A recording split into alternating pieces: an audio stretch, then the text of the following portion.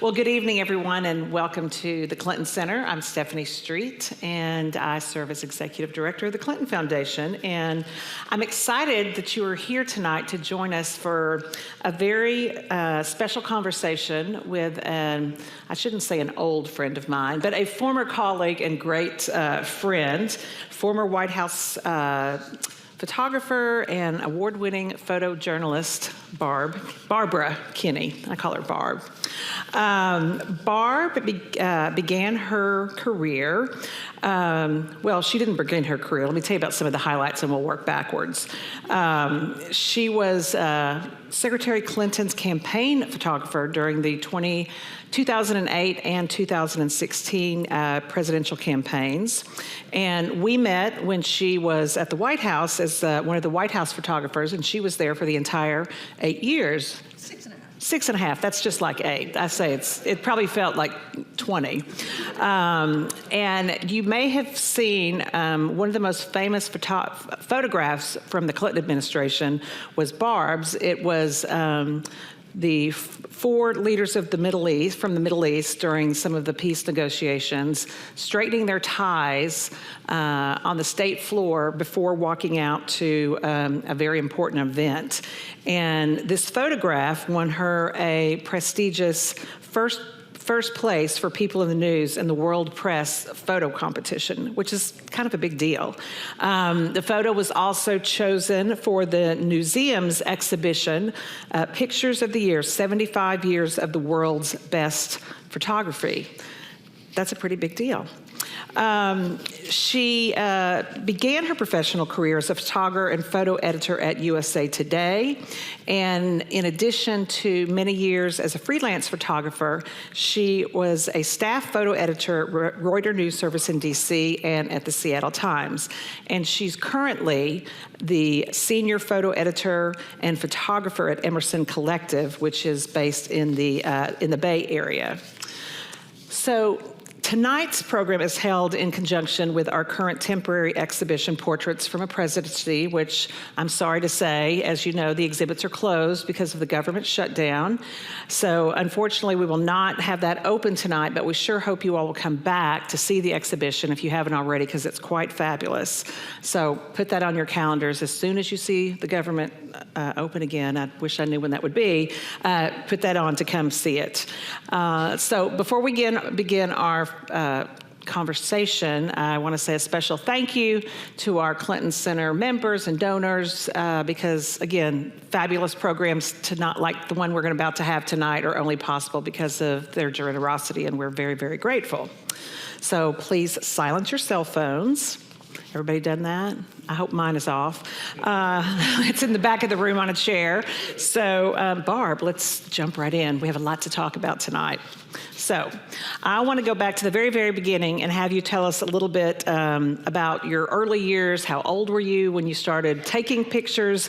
And at what age or what stage in your life did you think you wanted to make a career out of photography? It's funny that the older you get, the longer your introduction is because of all the resume. So I first started getting into photography, I think, when I was like 14. I wanted to be an artist, but wasn't very good at it. And then once I had a camera in my hands, I realized how you could be creative with it. Mm-hmm. And so started taking pictures. Got to high school and was able to take a photo class, and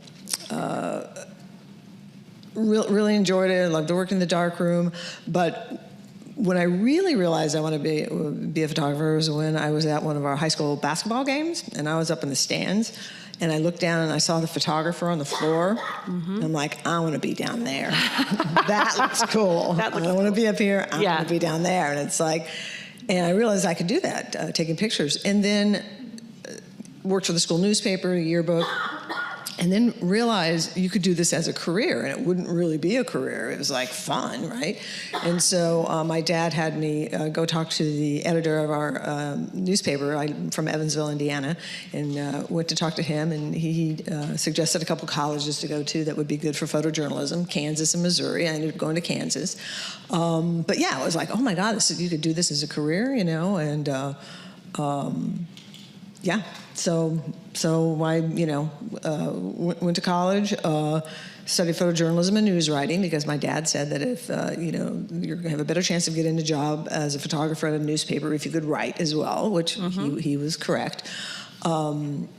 And after I graduated, I moved to Washington, D.C., because there's news in D.C., and I'm a news photographer. Yep. Needless to say, I floundered for a couple of years. My first job was working as a clerk typist at the American Trucking Associations, and eventually got into their into their magazine they published twice a month, and so took pictures and rewrote press releases and did that kind of stuff all the time, all the while looking for a job elsewhere. And I realized I should have stayed in Kansas or Indiana, worked at a small newspaper, worked my way up. I should have done that. I was crazy to come to D.C. My dad was yelling at me to get my ass back to Evansville. And I often quote him on that one. I would call him from the White House, "Hey, Dad, you still want me to, get back to Evansville?" And ended up just by chance getting an interview with this new newspaper that was starting up called USA Today. And so I started there a week before the first newspaper was published, just as the extra person in the photo department, doing everything from answering phones to working in the lab to making assignments. I was there were 5 of us in the department, and I basically, learned everything. So, even though it was a temporary job, it was a 3-month job, I was indispensable because I knew everything. And so ended up getting hired, worked there as a photo editor and photographer, and, yeah. Did you have, I think that's the story for a lot of us at the beginning of our careers. You just showed up and you did whatever you could do to make everybody else look good. Seriously. And then you become indispensable, and then you get hired. Did you have any mentors along the way or throughout your careers, or anyone that was either a mentor or someone that you looked up to that you wanted to emulate? Talk a little bit about.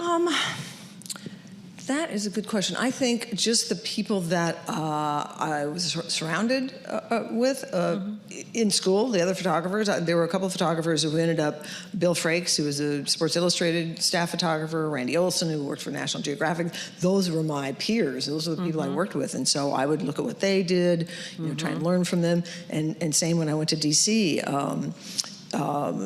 you're surrounded by all these different photographers, when you're working on the Hill or doing assignments, and, you look at their work, you look at what they're doing, trying to emulate what they're doing. I remember at the White House, my boss at that point, Bob McNeely, he had worked for the Carter administration. He was Mondale's photographer, so he had already been in the White House and sort of knew the ropes. And at night, when he would leave, I'd go into his office and look at all those prints that he had, from the day, to see what he was doing, to see how I could, learn from him. So yeah, just people around me. I think looking at other people's work. I was talking to some interns earlier, and it's like, how did you, where did you find inspiration when you didn't have social media and you didn't have the internet and whatever? It's like we looked at magazines and newspapers. I would get, when I was a kid, we would get Life magazine every Friday, and I would just run to the mailbox to look at it because I just So just looking at other people's work all the time. I don't know that there was one particular, mentor. I do remember. I was always fascinated by the women photographers, Dorothea Lange, Margaret Burke White, people who were successful photojournalists and were women. They were inspirations to me. Well, you brought up the Clinton White House, so let's talk about. Tell us how you got there. How did you end up going to how did you get to the Clinton White House? Okay, this is kind of a funny story. It's a little long, but I'll tell it. So I was freelancing in D.C., and a friend of mine had took a leave of absence to work on the Clinton campaign. I didn't work on any campaigns or anything like that. I wasn't at all involved. He was working for the First Lady's office during the transition time, And they called me. I got a call, like, what are you doing? We got your name from Stephen. What are you doing this week, the week of inauguration? I'm like, well, I've got 2 parties I'm supposed to shoot. Well, we have this kind of amazing job. We wanted to see if you're available. We don't know if it's going to happen, but we need somebody to follow Hillary Clinton during the week of inauguration. The campaign photographer is going to be with the president-to-be. We need somebody just with her. I'm like, yeah, I'm free. Of course I'm free. All right, we'll call you back. Why would I not be free? Yeah, no, I'll clear my way. And so they called me back and said, okay, we just wanted to make sure that the campaign photographer hadn't hired anybody without our knowledge. You need to be at Blair House tomorrow at 8 a.m. I'm like, oh my God, okay. And so like I got up at probably 5 or 6 and got dressed, and I remember lying in my bed, like just being so nervous. And I told one friend I was going to do this, but as I'm sitting around waiting, I called my mom. I'm like, Mom, guess what I'm going to do? And I don't think she really, kind of got the importance of it. But it's like, I'm going to, be with Hillary Clinton this week. I hang up the phone, and it rang. And it was Lisa Caputo, who was the First Lady's press secretary, said, hey, look, we're really sorry, but, and I'll leave out the expletives, the campaign photographer has hired somebody without our knowledge. And so it's all, you're not going to do it. We're sorry. I'm like, what? I canceled my whole week. I had 2 parties to shoot. She said, I know, I'm really sorry. It's like, but this is not fair. It's like, this sucks. I just called my mom and told her. That's the worst part, right? You're like, you built this up to your parents. I was joking because I kind of realized it was a done deal and it wasn't going to happen, and so make a joke out of it, whatever. I just called my mom. She goes, you're right, it does suck. Hold on. I heard her screaming in the back room. Okay, we'll call you back. So that's my Lisa impression. That's pretty good. Yeah, about an hour later, she calls back and says, okay, you're not on for tomorrow, but the next day, be at Blair House. I'm like, well, what about the other person? She's like, it doesn't matter, you're going to do it. So Lisa, who didn't know me from anybody, went out on a limb and said, this wasn't right, that we offered this job to her, and now we've taken it away. And she called her mom and told her. I told my mom. That's what did it. I think it really was. And so boom, that was like, suddenly, you had probably worked on it. You were on the campaign. Oh, yeah, I was there. I was there for the whole campaign. So you have this like fast-moving train that I jumped on. You jumped in, yeah. And I didn't know what I was doing. It was a deer in the headlights. I didn't know where I was going. Everybody was like tired and they cranky. Yeah, exactly. And clueless. We were all clueless too. Yeah. And so I shot the whole week. Got 2 or 3 hours of sleep at night. And I went from having 2 parties to shoot that week of inauguration to literally riding the motorcade down Pennsylvania Avenue into the White House. It's like, that's how my world changed. And so, and then it was basically, can you come in tomorrow? I'm like, yeah. How about the next day? And then so each day was like, because it was very unorganized at that point.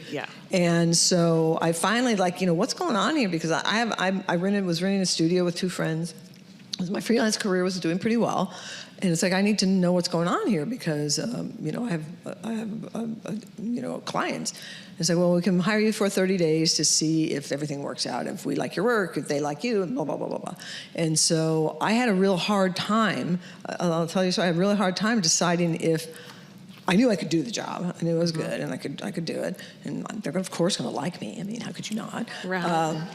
And I was like, but do I want to give up this freelance career that I'm doing pretty good with? And I had gone to a party of other photographers, and there were 2 Bush White House photographers there, 2 women. And they said, well, it's a great job, but it'll take away your life. You have to work all the time. If you're in a relationship, it'll be over in a year. Great. Great. Okay, that's perfect. Yeah. I mean, they were tired and they had lost. Yeah. So they weren't happy.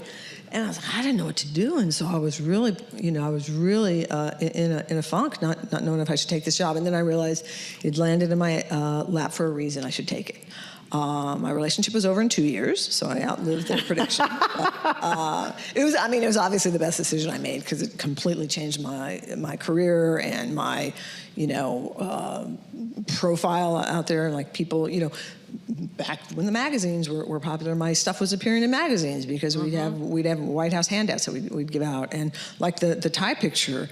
We offered it to Life magazine, and they ran it double truck, which is how I then got that World Press Photo Award because you have to be published. But it's like that, I was skyrocketed into my 15 minutes of fame or whatever. Yeah, so. it's still going. That photograph is iconic. It's still. talking about Middle East peace, like that image is just like in everyone's mind. Can you talk a little bit about that image? Like, had you planned for it? I mean, let me back up a little bit, because I don't know if people really understand the access, tell a little bit about what the photographer does every day. Like, you are literally, there is never a time, except when the president is sleeping or in the restroom, that they're without their White House photographer. I mean, they're photographing everything, and you're literally present for some of the most secret conversations. Like, talk about the access and talk about what you're supposed to be doing. Yeah, so our job as White House photographers is to document the presidency for history. That's the line. That's what we do. And so the Clintons were always great because I think they had been used to having photographers around, so there was never any uncomfortableness of like, why are you here? Or you're in the room. And it's like, we were just always there. There were 4 of us, and we would rotate in and out from working the president to the first lady. Except for Bob, he just did the president. But so we documented everything they did, from people that would come by to visit to private meetings. Christmas morning I was there, over in the residence photographing the family, unwrapping gifts. And so you're there with personal times, you're there with official times, you're there when, the president, has a special meeting with the Pope, or name any. You're a witness to history. You see it in real time. Yeah, and your job is to take pictures of it. So it's like, didn't often realize sort of where I was or what I was doing, because you're just make sure you don't want to trip, or make sure your camera's loaded and you're unfocused and everything. So that was our job. And so the tie picture, and if you look it up, if you don't know what we're talking about, look up Primping for Peace. It's like the Life magazine named it that. But so we had all the Middle East leaders there: Arafat, King Hussein from Jordan, Mubarak from Egypt, and Rabin, yeah. And all morning we'd been over in the Oval Office, and it's like every time you turned around there was another picture, like Arafat's talking to Rabin, and Cal. Is this going to happen? Like, part of it too was just like, are they actually going to? Right. Yeah. They were there to sign a Mideast peace agreement. Right. And you never know until it happens if it's going to happen. Yeah. And so we all go down to the Red Room, which is kind of the green room, but it was the Red Room in the White House before, and everybody was out in the East Room for the big event. And Stephen Gooden, who was just here recently for a program, who was the president's aide. We're all in there, and they're talking, and the president's pointing out different artwork, and wasting time because they weren't quite ready. And anyway, they lined up as how they were going to be announced out into the hallway. And Stephen, who was behind me, and I'm like, some of the best pictures are when these unguarded moments, when they're getting ready to walk out, when we're walking back in, things that aren't the official event. So you're always on the lookout for something that might happen. And so they were all lined up. Stephen said, "Mr. President, you need to straighten your tie." So all you guys, maybe some women too, what happens when somebody says it? You immediately go to your tie, right? It's like, oh, yeah. And so they did it, and I'm like, 4. And yeah, and I was again telling the interns I talked to earlier today, I was using a Leica camera, which is a manual focus, manual advance, black and white film, because we would have color film. And I would have color in one or two cameras, and then the Leica around my neck for more documentary, black and white, really cool stuff. And so I had the camera up like this, and I was like, oh my, and I could see it out of this eye that they were doing it, and like 3 frames, boom, boom, boom, and then they were out.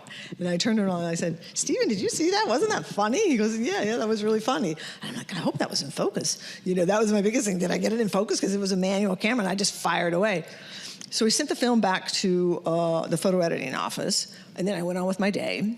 And I was Kathleen, who was our photo editor at that time, and is still a very good friend of mine. I was like, "Hey, Kath, I think I got this really cool picture. It's like," she said, "the tie picture." I'm like, "Yeah." Is it in focus? She's like, "Yeah, it's in focus. It's amazing." So, I nailed it. 3 frames, and like one, Rabin was looking at me, and the other one, I don't know what, but there was one frame, was totally in focus. And yeah, so that's how it happened. Looks like they're all looking in a mirror. I mean, they're all at the same time. And they're all like in King Hussein or Jordan. It was just so. Everything worked. It's amazing. Yeah, it just worked. And so we were like, how are we going to get this out into the public, because it's not like we're not a news agency. And we offered it. Kathleen had the idea to offer it to Life magazine as a feature picture, and I don't know if this is true, but I've been told that they literally held their presses because they were getting ready to go to press, and we faxed them a copy, and they're like, oh, this is amazing, and so they ran it double truck, and yeah. So it was Stephen Gooden, Mr. President, you need to straighten your tie. That's awesome. Yeah. I mean, you're literally in the room. How do you find yourself? Because you're hearing all of these top secret confidential conversations, or you're like hearing a boring scheduling meeting, like when I'm in there saying, here's this and this and this. Like, do you like just tune out? Like, does it ever like you're hearing something, you're like, oh my gosh, I can't believe I'm hearing this? Talk about like just the access and how you process that. I would probably listen to the scheduling meetings more, because I was like, what am I end up going to do next week?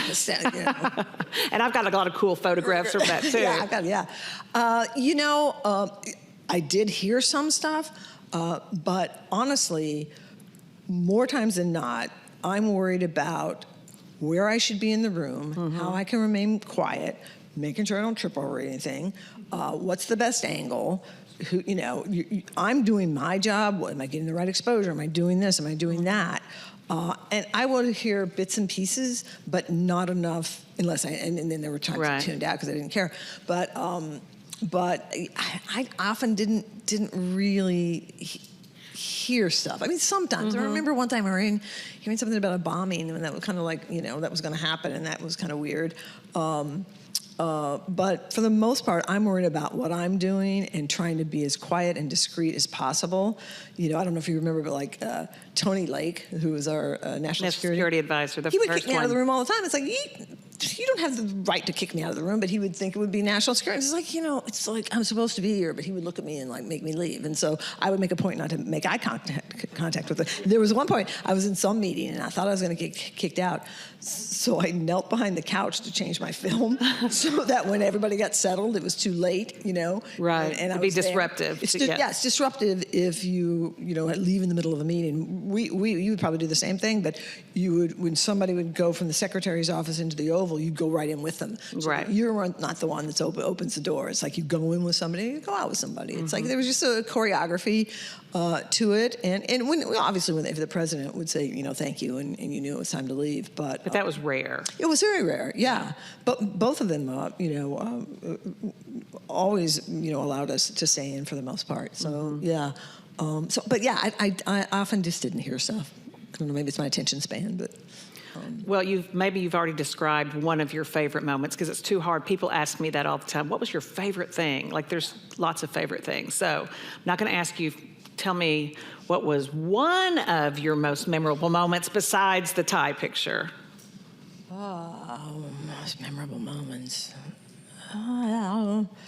Another maybe memorable photo that I took, another one of my, I think, more famous pictures. I know which one you're talking about. The First Lady's photo, yeah. So there was an event at the Botanical Gardens in D.C., and they were dedicating the First Lady's gardens. And so Hillary and 5 former First Ladies came.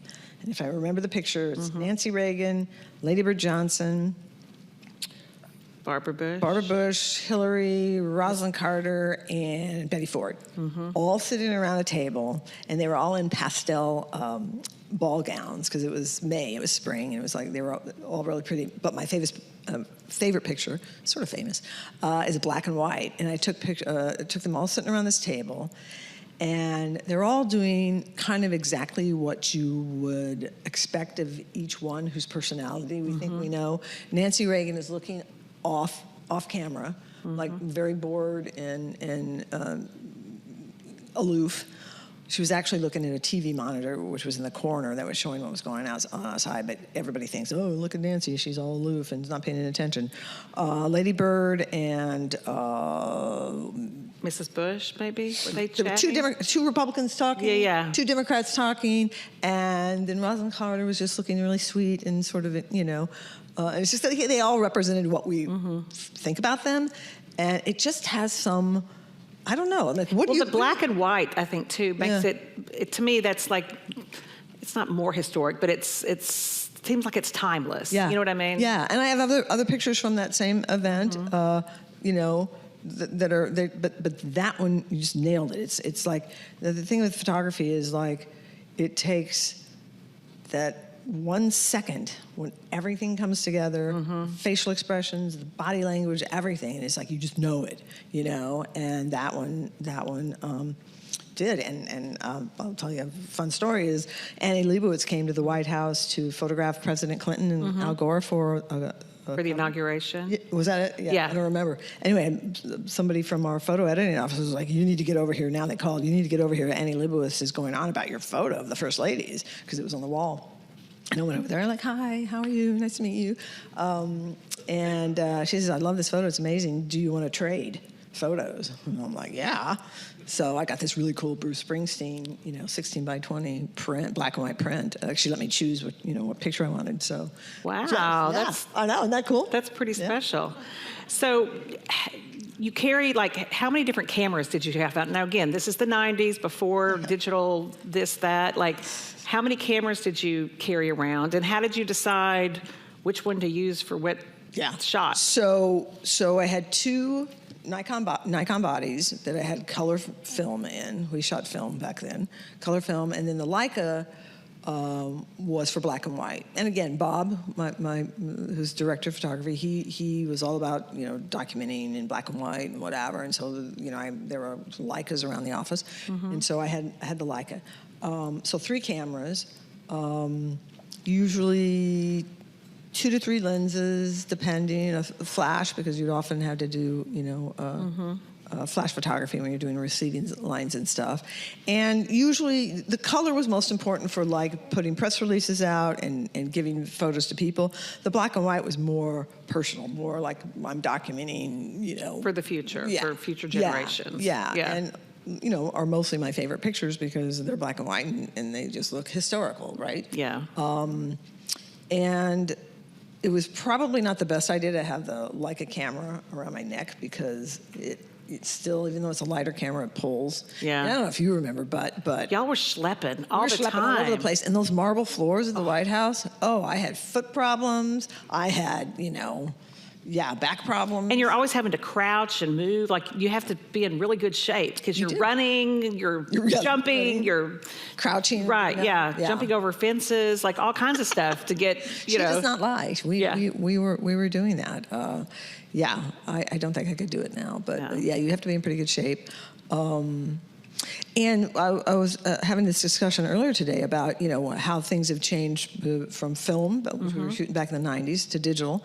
I was thinking about doing a receiving line with hundreds of people. Oh, yeah. And you have a roll of film that's 36 exposures, And so there was a choreography to like, okay, I'm down to 4. I remember when you have to change your film. And then it's like, okay, and I get this one on rewind and bring this camera up and start shooting that. And then it would stop. And then when in between people, I'd pop it out, put a roll of film on my mouth, put it back in. It was like, you just pray to God it didn't go like, whoa, you're dropping it. And it's like, oh my gosh, because there were just seconds before having to do that. Now digital, you can just shoot, which is good and bad. But, and the other thing is like, if any of your photographers, it's like you would go from shooting, I would say in a room like this, say the cabinet room or, Roosevelt room or something like that, out into the bright sunny rose garden. And so you'd go from, digital, you switch your ISOs and your film speed, your speed of the digital, I guess it's ISO.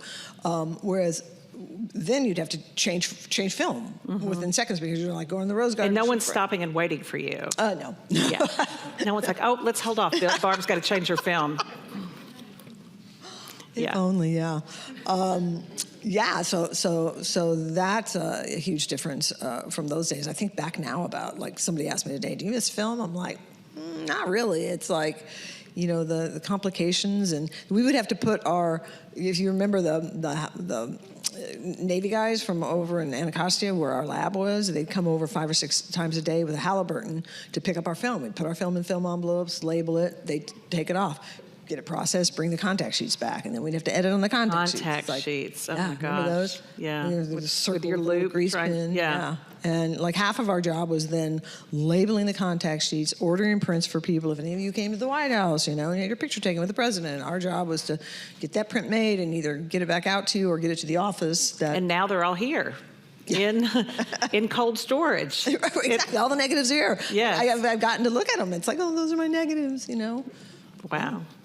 Okay, so we've talked about the White House. Now we're going to transition to your work with Secretary Clinton during her 2 presidential runs. First, I want you to talk a little bit about what the day-to-day was like on the campaign trail with her, because obviously the White House is very scheduled. You get the schedule. I mean, obviously things happen, but talk about the difference between working in the White House and then working on a campaign, and then obviously working for Hillary Clinton and her 2 runs. Talk a little bit about the differences between the 2008 and 2016. Well, I think, first of all, I'll tell a story which I think is important. In 2008, so I had a good relationship, obviously, with Hillary, and then with the staff, Huma, and a few other people. And when she announced for 2008, it was like, I need to document this campaign. It's historical. Mm-hmm. You need me there. And so I bet the better part of a year after I realized she announced, emailing Huma. She's like, yeah, I don't disagree with you, blah, blah, blah, blah. And then as the campaign was happening, but, we don't really have the money. It's like, I'll work for free. It's just be so great to be there, and blah, blah, blah, blah, blah. Eventually, they came through Seattle, which is where I was living at the time. And we were still in talks.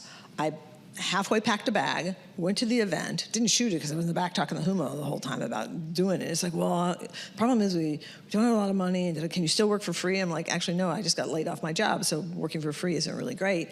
And she says, well, if you want to do it, do it. So I went home, packed my bag, the rest of my bag, and the next day hopped on the plane. And I say all that because, and when the campaign was over, I think I did 6 months from February on, and Huma said to me, you were the second most important person on the plane, Hillary being the first, because you documented this mm-hmm. historical run, and that made me feel really good. Fast forward to 2015. They call me because now there's a staff position for a photographer, because as the world has changed over the, 7 years, 6 years, social media, the internet, everything is so important. They need somebody to provide imagery to feed that beast. Feed the beast. Feed the beast. And so it was now a staff position, fully paid, benefit, everything. And it's like, are you interested? And it's like, yeah, of course. So that's how it changed. I was telling Stephanie, it used to be where a photographer would only get on board once a candidate was nominated for that party's, a candidate, a presidential candidate. That's when they bring on more staff and photographer. That's how it was in '91. I remember. Yeah. You didn't have. And now it's terrible. We don't have the historic photos from that first. You know what I mean? Mm-hmm. Well, now every person who's even thinking about running for president will have a photographer, which is great for people in my world because there's so many jobs. I know several people who ended up working for candidates, so it's become a really important thing because you can't just. You can't you work with an iPhone, but you have to have really good quality pictures. So there's a staff position. It ended up being I went in April of 2015 and worked for the next 18 months, I guess. As far as the schedule, it's different from the White House because it's more grueling because every day, especially as it gets towards the end of the campaign, and you're hitting 3 to 4 cities a day. Events, fundraisers, you're just going. Yeah. Going all the time. Get to the hotel, sleep. Luckily we didn't have a lot of late nights, which was great. They were good at scheduling that way, but it was like 3 or 4 cities a day, and it was just a lot. And but the funny thing is, it's like, for the most part, she would give the same campaign speech or whatever, and so I would time it. I would know when it was coming to an end or whatever. But it's like, and if there was something that I missed the first city of the day, I could probably get it the second or third city. So. It was grueling, but every time as tired as I was, every time she was announced and would go out on the stage, the noise of the crowd and the excitement just really lifted my spirits, just kept me going because everybody was so excited to hear her and see her. It just would really energize me. Let's talk about some of the memes. There's some iconic imagery from the campaigns. Talk about some of your favorite ones talk about that specific photo. Probably my most popular meme is the one of Hillary and Obama backstage at the convention and they're laughing. I'm sure you've seen it because every time something stupid comes out of Trump's mouth, which used to be quite often, at least his first administration, somebody would take that photo and put a little bubble convo, and that happened.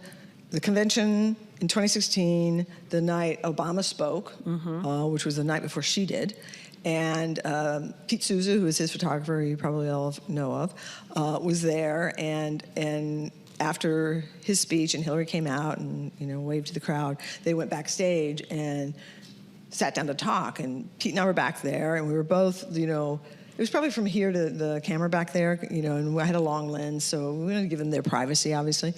And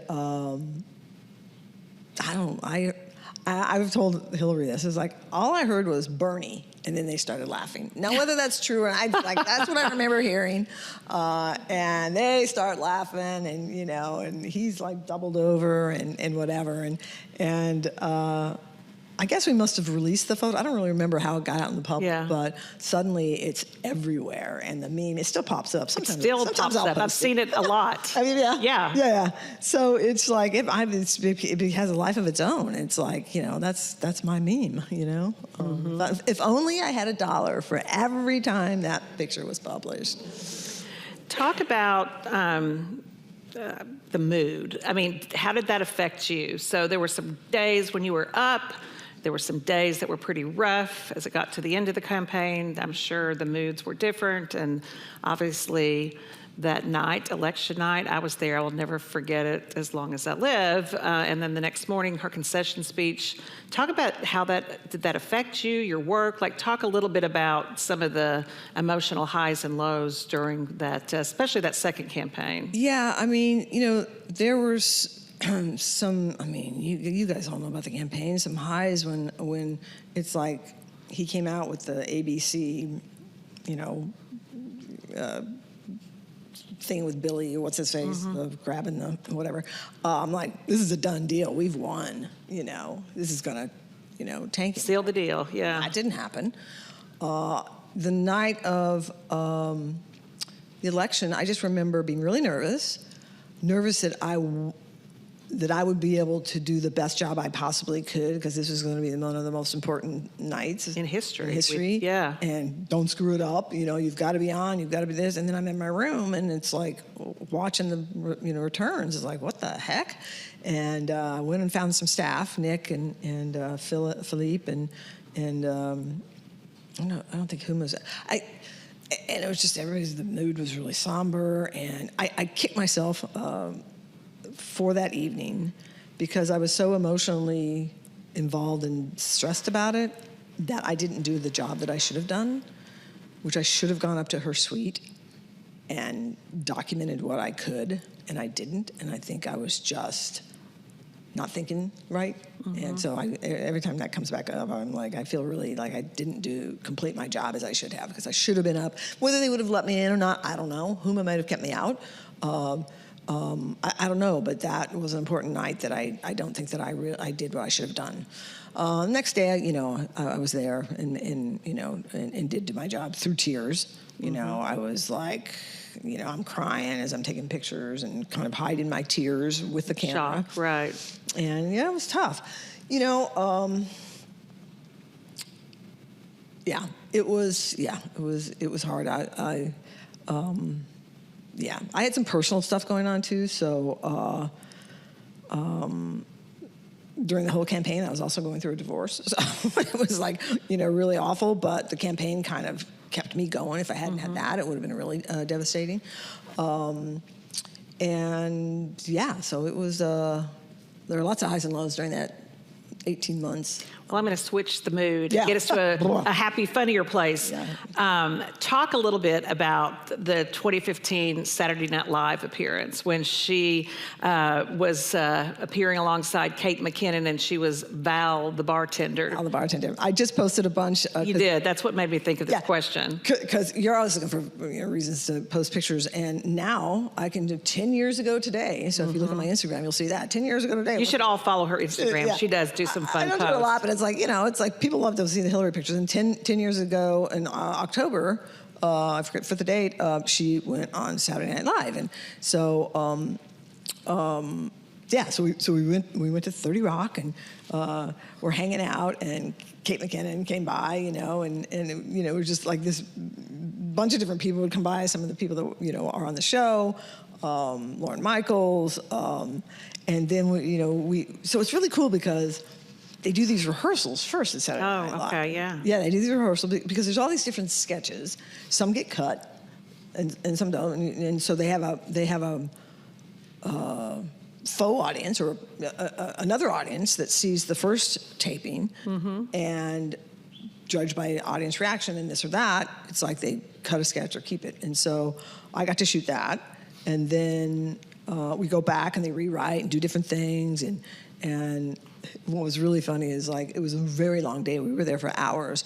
And at one point, after the first taping, and we got back to the room, Hillary was like, "When does this end?" I'm like Saturday Night Live. It was 11:30. So I was like, whoa. It was just so fun. And I think Hillary actually came up with Nick Merrill came up with the Val. Oh, his her wife. name. Yeah, okay. Yeah. So it was just really fun, and she was so great on the show. If you look at it, if you haven't seen it, it's really funny, and it was just so cool just seeing how that show comes together, and how they rewrite stuff. And Miley Cyrus was the guest, and and she's actually in one of the pictures if you look at her, because she was part of the crowd in the bar. And she was just a big kid. And then I have this great picture. I didn't publish in this round. I've published it before of, Kate McKinnon, who's dressed in her blue pantsuit. Right. With Hillary in a blue pantsuit together. And it's just so cute. That was a lot of fun. I enjoyed it a lot. Yeah. Okay, talk about, and I've asked guests this before, and I've been asked this question before myself. Talk about the day you thought you were going to get fired. I was told this question before, and I'm like, I don't know. I'm like, oh, yeah. Okay, I have a few of those stories. I'll tell two. One was we had done a foreign trip with the president, and then Hillary and staff were branching off to go someplace else. Anyway, we're in Paris, and we were coming back from being in the Monet Gardens or someplace, and we were supposed to have a dinner at this little French restaurant, obviously, out in the country. Hillary decided she wanted to go back, so it was just for staff, which is actually better because then it's just staff and we can do whatever we want. Right. There's no principle there. And so we were drinking red wine and having a great time and come back to the hotel, and we're leaving the next day to go wherever we're going. I decided I was still jet lagged, so took an Ambien. Had a great night's sleep. The next morning, the phone rings. "Barb, where are you?" I'm like, huh? What? I passed out. And Hillary, we're over at the ambassador's residence. Pamela Harriman was the ambassador. And Hillary's getting ready to shake hands with the staff because we always did departure photos and, whatever. And it's like, "Where are you?" And I'm like, I'm like, when you're like so freaked out, startled, you can't move, and I'm like, ah. And so, okay, I hung up and I started packing. I was like, oh my god. And then I was like, you think they would have thought when they took the van over to the residence that somebody'd say, "Hey, where's Barb?" But nobody did, right? It's like they didn't realize until they needed the photographer. Until it's like, where's the photographer? And it's like, so I was a little mad about that. But anyway, and then they called back, "You need to get going." I was like, "Oh, okay, I'm trying. We'll send a car for you." So it was obviously they were done at the ambassador's residence, and so they were at the airport. So I went straight to the airport. And she was in one of those Air Force planes that you like any plane, you walk up the front and you have to walk by everybody. And so I'm like, oh God. So they were waiting for me, like they were holding the plane for me because I was so late. So you missed the photos? Oh yeah, those were a done deal. And that was at a time there were no I know something. cell phones. I don't know what happened. Hopefully somebody had a camera. Anyway, I had to walk by Hillary in the plane, and I just kind of looked up, and she was like, I could see that look. yeah. I just kept on walking. So there was that. And then also me, who was always on time, had the reputation. Kelly Craig had never let me live it down. She was our trip director, that I was always late. And I wasn't. It was just one time. But yeah, that look that she gave me was, yeah. Seared in your mind. Yeah. But no, I didn't get fired. The other time, this is a funny story. So I'm a big animal fan, cat fan. When I was 14, taking pictures of my cats at home, that's how I learned photography. Anyway, Socks, the cat, I loved. Betty Currie and I, the president's secretary, we would take Socks all over the White House and take pictures of him, doing whatever. And I just was, the Socks and Buddy book. Socks and Buddy book, which yes. Is, I'm thanked on page, I think, 14 or 11, I can't remember, because it was my kind of idea to do a cat, a book on the cat. Anyway, then they get Buddy, this cute little chocolate lab. And Betty Currie and I were convinced that we had to make them friends. And so one day when both the President and First Lady were out of town, we brought Buddy's cage into Betty's office, which was outside the Oval. Mm-hmm. And Buddy's just barking and barking and barking, and Socks is on her desk, hissing, and just was like, I had this great picture. I was going to dig it up, but it's like Buddy's like barking and Socks hissing. It's great. And for some reason, we decided that maybe if we had them out meet face to face, that would help. And of course, you know what happens. And it's like, arr, arr, arr. I'm like, oh my God, the cat has just ripped Buddy's eye out. I'm dead. We're done. This is like it. And Buddy had little bloody scars. Nose. Yeah. I don't know if you were there. Wayne Skinner was there. If you guys know, yep. He was there. Whatever. And so Buddy learned his lesson. We took Buddy to the White House medical office. To the White House doctor. The White House doctor, and they took care of him. He was okay, but it was like, oh my goodness, I am so in trouble because I've hurt the president's dog. Well, it's funny because Buddy, I forgot, our offices were right next to each other. Yeah, we were, literally, like, right next door to each other. Mm-hmm. Buddy would have free reign sometimes of the West Wing, and he would just be walking around. He loved to come in my office and, like, sniff the gas out of the trash can. And then I had, like, a little tiny, like, half little couch in my office, and he would, like, curl up on the couch. And, again, I didn't have a cell phone to take pictures, but I guess at some point I had a camera because I took a bunch of pictures of him sitting at my desk and taking a nap on my couch and like eating something out of my trash can. At some point, those are in a box in my office somewhere.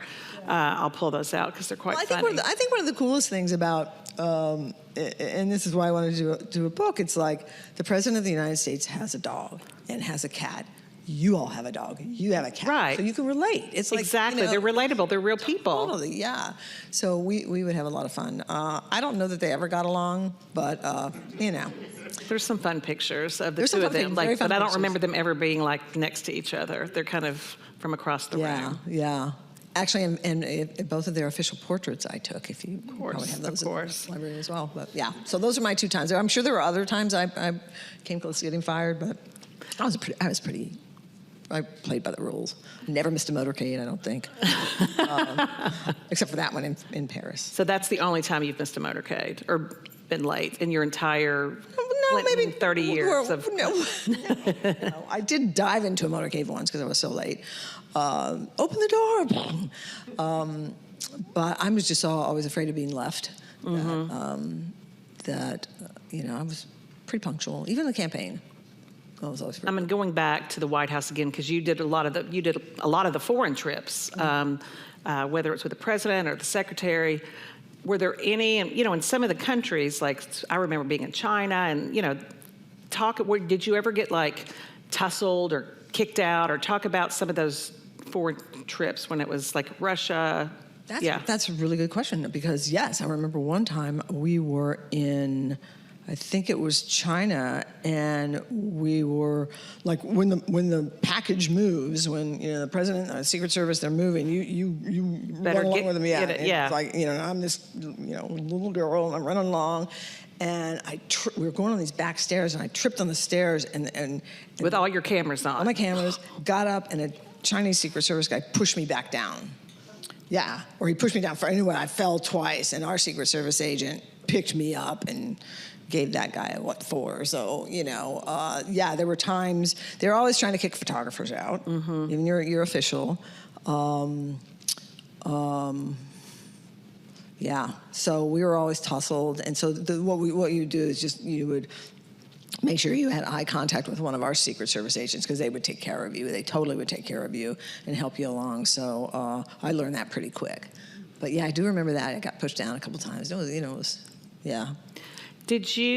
What were some of the more fun foreign trips that you went on, like that more lighthearted? Did you go with like Hillary to Lillehammer? Yes. All the Hillary trips were much more fun, because she, even when we would go on state visits together, she would branch off and do the artistic stuff, or the cultural stuff. The cultural stuff. So that was always fun. I always liked doing that. But yeah, I got to go to Lillehammer when she went to the Olympics, so that was amazing. There's quite a few funny stories from that trip. Yes.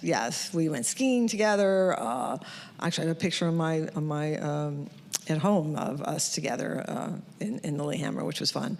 That was really cool. We did another trip. I was telling again the interns. I had a nice chat with 3 of the interns before I did this tonight. The interns that work here.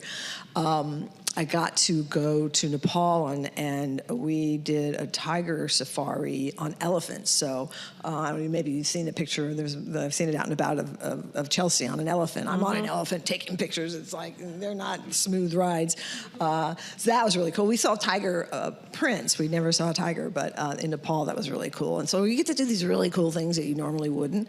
So riding elephants in Nepal was great. We did a trip to Uzbekistan, Pakistan. That may have been the Nepal trip, I think, or that might have been India. Went to the Taj Mahal. The Taj Mahal. It was closed. They closed it down for her, so that was amazing. And in Pakistan, we did a beautiful dinner with Benazir Bhutto, and it was just like things like that are just amazing to think about. And again, I'm working and having to capture all this stuff, but it's still a pretty cool experience. So I always joke about it, and you probably did the same. It's like you've got to go to all these different countries and all these different places. But you're like, for 20 minutes, you're at the Taj Mahal. Like, right. That's the crazy part. Yeah. But you don't get to go have a coffee in the corner cafe in Paris. Right. You might get to go to the president's. I got to go to the Vatican and meet the Pope and whatever. But did I get to have pasta down the corner at poor me? What? But those trips are great to figure out what cities you want to go back and visit. Because you get a little bit of taste of stuff. So yeah.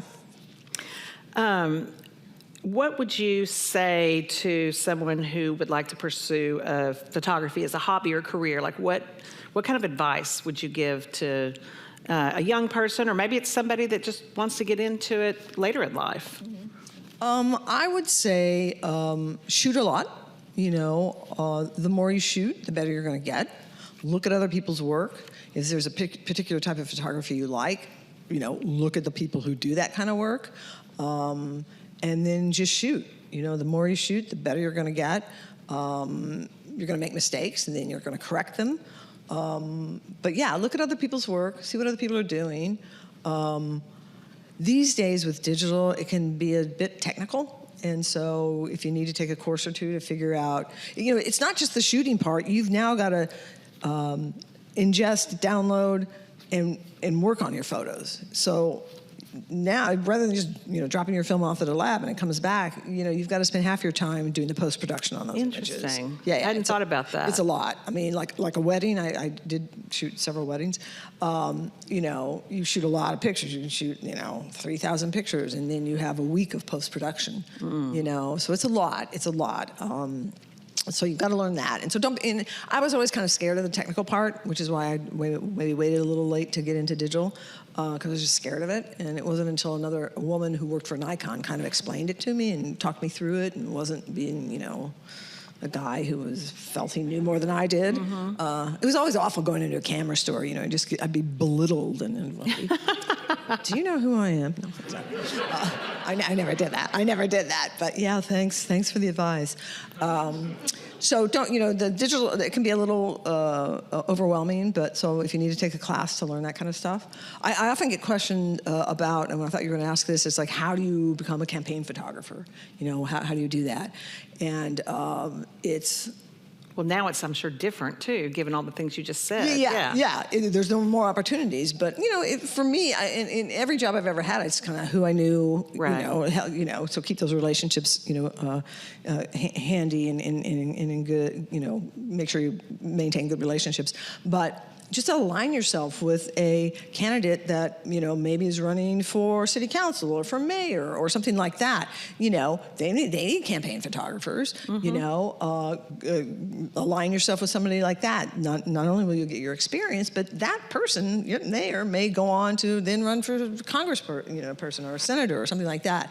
So I get that question a lot, like, how do you become a campaign photographer? I got lucky because I was already at the White House. Again, you heard it, I fell into that job.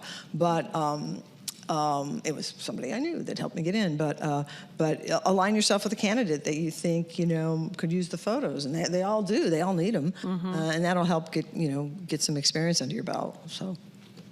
Well, we are very lucky here at the Clinton Foundation to have the fabulous Nelson. He's back here behind the camera. I was going to wave at you earlier. Yeah. And, he is himself an award-winning photographer, photojournalist, so we're always happy to have him here. Nelson, are there any burning questions that you would like to ask Barb to put you on the spot here?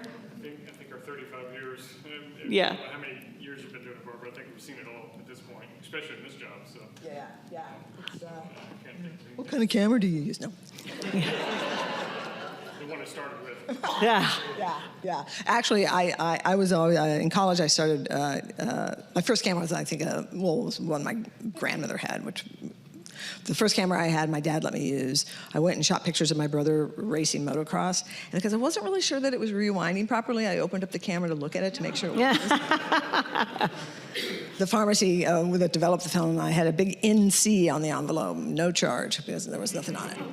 Anyway, I started using Nikon in college and stuck with Nikon through the good and bad years when they were, fell behind Canon and their autofocus and whatever. And when I got to the White House, there was a bunch of older Nikon equipment from the Bush administration, but Bob knew the Canon rep and was going to allow us all to switch to Canon cameras, and we'd get all this new equipment. And I'm like, yeah, this is a new job. I'm really nervous about it. I want to do well. I'm going to stick with my Nikons, what I know. Again, because I'm not so technical. It's like I know what works. I know that, And so I did that, and Callie and I, the vice president's photographer, were the only ones that stayed with Nikon. But anyway, I've used Nikon ever since. I tried Sony a little bit, just wasn't really happy with it. But so always used Nikon.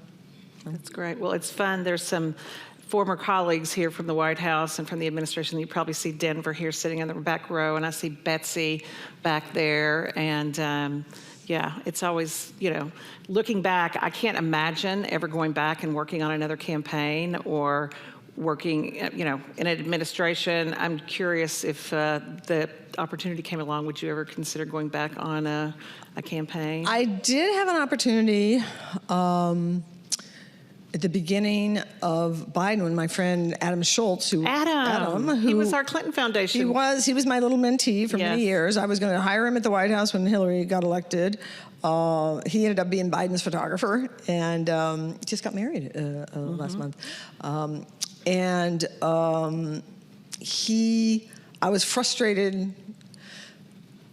So I moved to the Bay Area because my ex was there with our daughter, and I needed to be near her.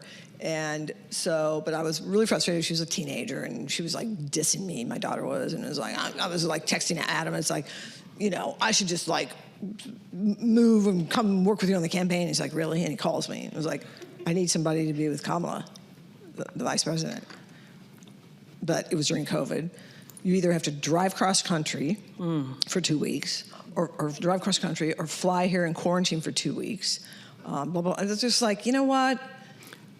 As cool as that would be, and as much as I would love it, I'm here to be with my daughter. If I left again, I'd lose custody. I would like we would have a horrible relationship. Just like, no, I'm frustrated right now, but my role is here. But so I could have. I was tempted, but I don't think I could do it now. From all the physical stuff we mentioned. The physical stuff, right? It's like, and plus I don't want to be like, I would be so old, because the campaign, they're young. No, young I'm not people. kidding. The schlepping is unbelievable. Yeah, it's like you're running and whatever, but everybody's pretty young on a campaign because it doesn't pay well, and so you've got all these young people who are doing amazing work, and I already felt old in the 2016 one, but I think yeah. Well, you have had such a remarkable career, and I'm just really grateful for you to come back here and share some of your war stories and insight. You've written some terrific books, your big coffee table book I have proudly displayed on my coffee table at home from the 2016 campaign. So. And there are actually in the museum 12 books that are going to arrive here tomorrow because I'm not sure if the library still has them, but my publisher who disappeared for a while is now back, and he's got extra copies, so we're having him shipped here. Oh, great! Because wonderful holiday present. Wonderful holiday present. Well, please join me in thanking Barb for this wonderful conversation. Thank you all for coming. We hope you'll come back again, and I love talking about myself. I know. Well, we do some big events every once in a while. So actually, at the anniversary, yes, I worked December. I shot. Yeah, I was a working stiff. Yeah, I was like shooting all the receptions and that kind of stuff. Yeah. So yeah, you did a great job. Thanks. Well, thanks to all of you for joining us tonight. Hope you enjoyed it as much as I did. I could sit here and continue on for the next hour, but we're hungry. Thanks again.